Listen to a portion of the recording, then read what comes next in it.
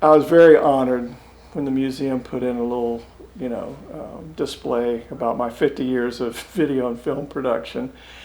And to be honest, it went really fast. But my career's been a lot of fun. I've been very blessed to do just about everything you can do, from medical videography to corporate videography to computer building companies like Compaq and oil companies go offshore, work on big, huge rigs for Chevron and so forth. And worked on about 20 different feature films and done a dozen documentaries.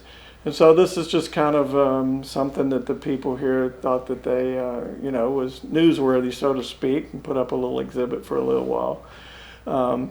The 50 years has been fun. It's been great. I've enjoyed every bit of it. But this particular project, Shattered Lives television miniseries, is sort of the culmination of everything I've done up till now. And this will bring sort of all my talents, all my loves together in one project.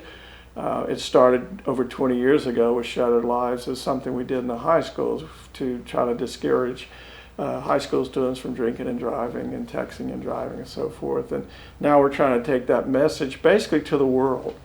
And Bruce, my partner in this, has written a beautiful story. It's the best screenplay I've ever read. And it expanded from a feature film into a 10-part series and really gave him time to develop the characters. And you meet them at a good time and place in their life when on the surface everything looks good. You know how somebody says, "How you doing?" You go, "Good."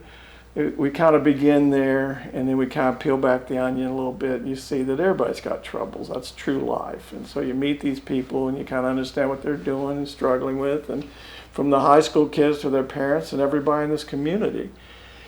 And then the worst thing that could ever possibly happen, there's a wreck, and the young man who's responsible for it is just happened to be drinking and shouldn't be driving, and his dad was out of town, asked him not to have a party. The perfect storm.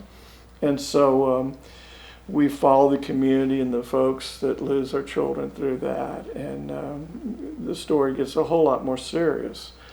But he meets some people, some kids that don't care about those things. They still feel like every life is valuable, just like the ones that are gone are very valuable. The one who caused those very valuable.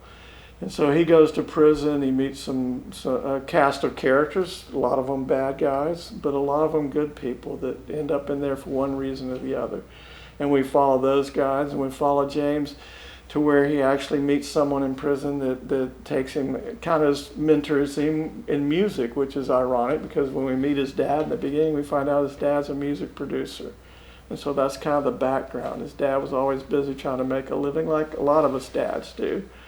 And he gets hung up in that when James needs him the most. And so it's a wake up for him as well and his mom. And through that experience in prison, he finds forgiveness for himself, which is key to survival. It's the key teaching of Jesus Christ, and he gets there. And then we come back to the community, and this community's been mourning all this time he's been gone. And we find out in the community itself that those people have healed and those people have grown and find a way to forgive James. And there's one key person that I'm not going to tell you any more about the end of it, but I guarantee there won't be a dry eye in the house when you watch that last episode. So we're extremely proud of that. And I feel like my 50 years at work is coming together in one final great project. Of course, if it's really, turns out as good as we think it will, I may have to, talk Bruce into writing a sequel or something or doing something else. But this is the one we're concentrating on, and this is the one that we're putting all our energy in right now.